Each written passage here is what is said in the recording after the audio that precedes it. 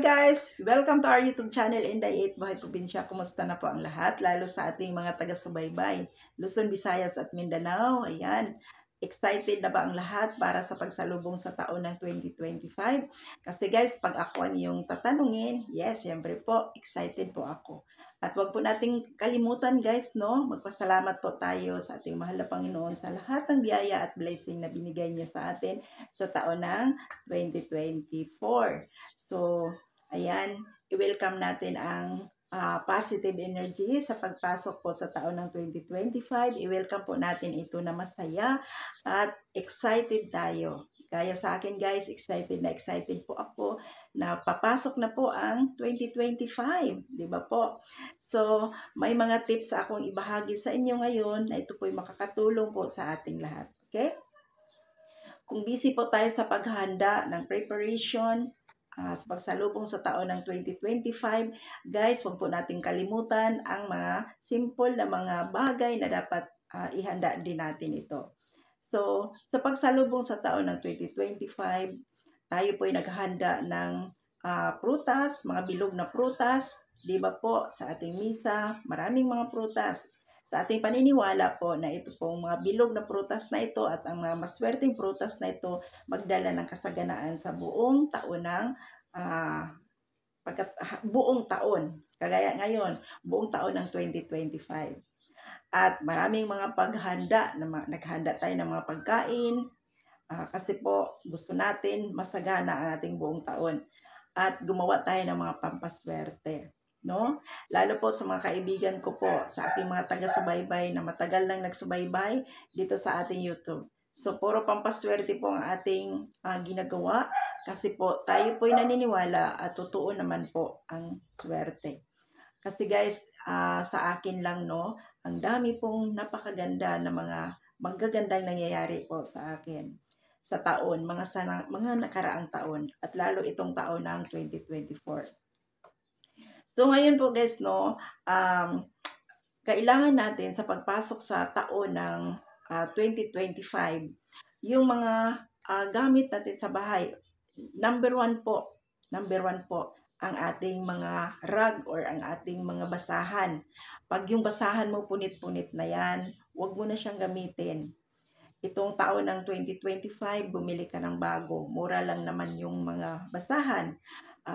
Bumili ka ng bago. And then, yun ang gamitin mo. Yung mga nasira na ng mga basahan, yan po yung nag-attract po yan ng negative energy. Okay po? Nag-attract po yan ng poverty or malas sa pananalapi. Kahirapan sa pananalapi. So, ayan, palitan mo na yan. Alisin mo na yan sa iyong bahay ngayon. At pati yung mga, ito guys, ito, yung mga walis tambo, kung gumagamit kayo ng walis na tambo. Kahit anong klaseng ginagamit ninyo sa paglilinis nitong taon ng 2024, palitan na ninyo yan. Okay? Para sa ganon, maiwan sa taon ng 2024 yung mga dumi or yung mga hindi magandang nangyayari sa iyong taon ng 2024. No? So, palitan na yan at gumamit ka ng bago. Ang walis guys, gamitin mo ito sa pagpasok po sa taon ng 2025. Baga sa bagong walis na ang gamitin mo. And then, sa paggamit po ng walis, sa unang araw po ng New Year, para lalong swerte po ang iyo pong maranasan at ma-enjoy ninyo yung swerte sa buong taon ng 2025.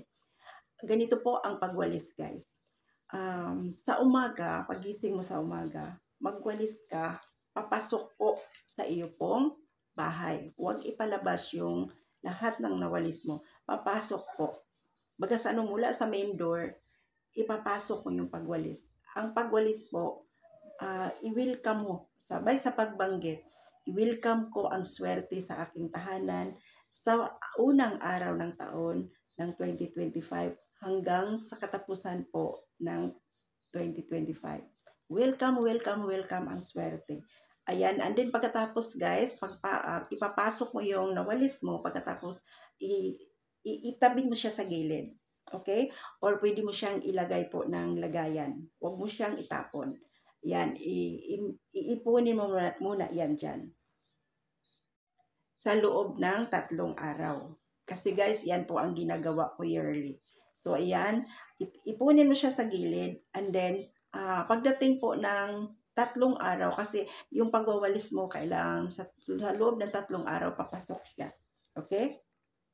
Guys, may mga kahulugan po yan, no?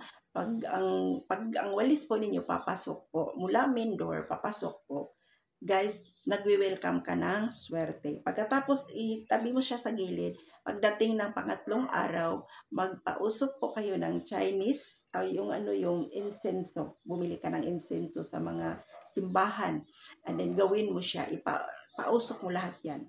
No? Sunugin mo lahat yan doon sa labas ng iyo pong main door.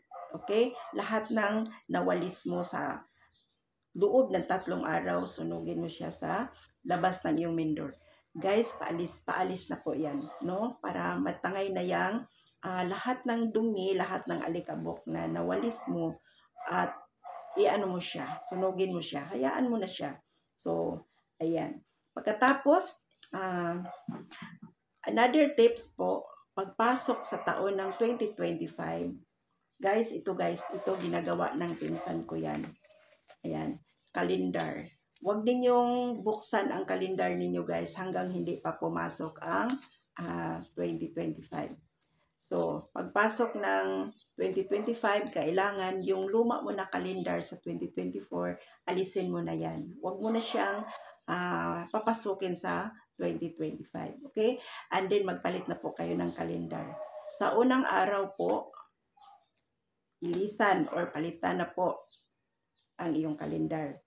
Kung hindi kayo busy, kaya ninyong isabit ang kalendar sa pagpasok ng 2025 sa bagong taon, mas maganda siya. Okay? So, ayan. Itong 3 tips na ito, guys, no? Ito is makakatulong po ito sa iyo upang pumasok ang swerte sa iyong tahanan. And then, ulitin ko po, palitan ninyo yung mga rug or mga basahan ninyo. Lalo po sa main door, pag naglalagay kayo ng mga basahan dyan, palitan na po yan. Lahat ng mga basahan, lalo po pag nasira na yan, napunit-punit na, itapon mo na yan, palitan mo na. Magkano lang naman yung guys, basahan, no? Mura lang siya, pero pag yan po, alisin na natin yung luma ng mga basahan, and then bago na sa pagpasok sa taon, mag-attract po yan ng swerte. Mag-attract po yan ng positive energy sa'yo. So, ang walis din, guys, no, pag kayo po ay nagpalit ng walis, nagpapalit kayo ng walis, iniwan mo na yung walis, itapon mo na yung walis sa 2024, bagong walis na naman ang gamitin mo sa taon ng 2025, ang dulot niyan, mag-attract po yan ng swerte sa pananalapi. Okay? Swerte po sa kabuhayan. So, lahat po, guys, itong mga sinishare ko po sa inyo, pampaswerte po din ito. Okay? Kahit busy po tayo sa paghanda sa mga hinahanda natin ng mga pagkain, huwag natin kalimutan din yung mga simple na mga gamit sa bahay na yan pala, magdala pala yan ng kahirapan sa atin sa buong taon kung hindi po natin yan alisin. Okay?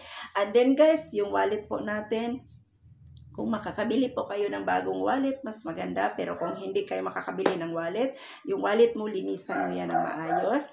Ayan, tanggalin mo lahat ng mga resibo dyan.